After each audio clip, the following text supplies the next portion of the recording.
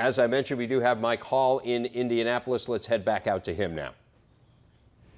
Okay, Dave, back here outside the NCAA headquarters with Yahoo Sports' Pat Forde. And Pat, you've written very eloquently the last few weeks about this case and saying this is a horrible thing, but it's a legal matter and it's probably not an NCAA issue. Now you know what they've handed down. How do you stand on their ruling?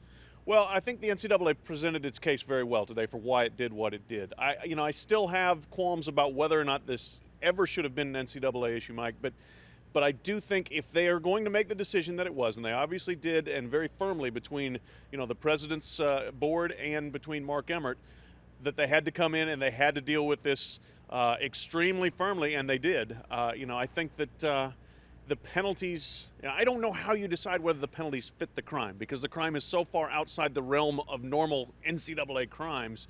But I think the penalties were suitably severe for something they believe is, one of the worst things they've ever come across in college sports. Give me some historical context from national college football. How does this fit amongst penalties handed out? It's funny. I asked David Burst inside, who's been a longtime director of enforcement, and he said this is as severe as any penalties he's ever seen. And he stood up in Dallas and administered the death penalty to SMU 25 years ago. So, there's some people who will argue this is worse than the death penalty. I don't know whether that is or not, whether, taking football away from State College and from Penn State University for 1 year would have been incredibly severe. But on the other hand, now we're looking at them, being basically the program should theoretically be brought to its knees, and it could be a long time before they can get back on their feet again. Give me a ballpark estimate, 5, 10 years? USC came back incredibly quickly, so you think maybe it can happen. But these penalties are more severe than what USC got. 4-year postseason ban. Recruiting's probably decimated for 4 years. So if you're going to take those 4 years and then maybe you can get back in 4 after that. So we're looking maybe 8 years. This is a long-term problem for Penn State football. You mentioned with the recruiting. Walk me through the next few years. How will this impact Penn State day to day? Well, first of all, I think you got to find out how it impacts the coach. Bill O'Brien, when he came to this school, there was no presumption that you were going to get absolutely decimated by the NCAA. There were going to be other issues, but you didn't know this was going to happen. Does he want to stay? Does he want to carry on the rebuilding process? If not, then you're looking at a new coach, a new system, new recruiting. Secondly, though, then you've got to go out. You've got to retain the players that you have. Do they want to stay knowing they're not going to play in the postseason?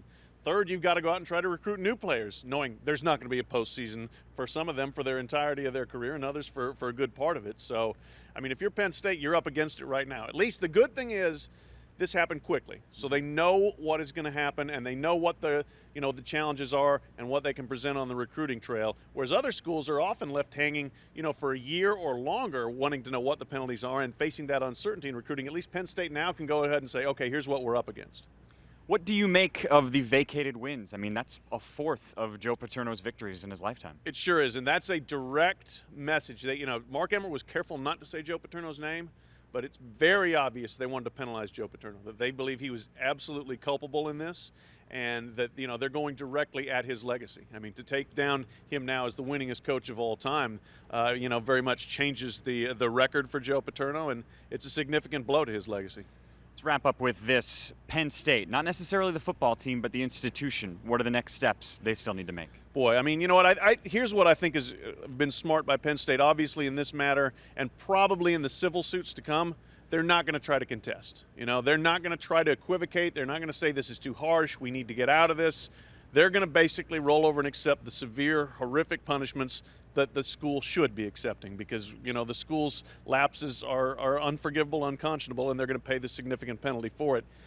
Beyond that, I think I've been impressed with Rodney Erickson and the new leadership there, and I think that if they're open, honest about all of this, and just put their best foot forward, piece by piece, they can regain their reputation and make it a school people are proud of again. But it's going to take a long time.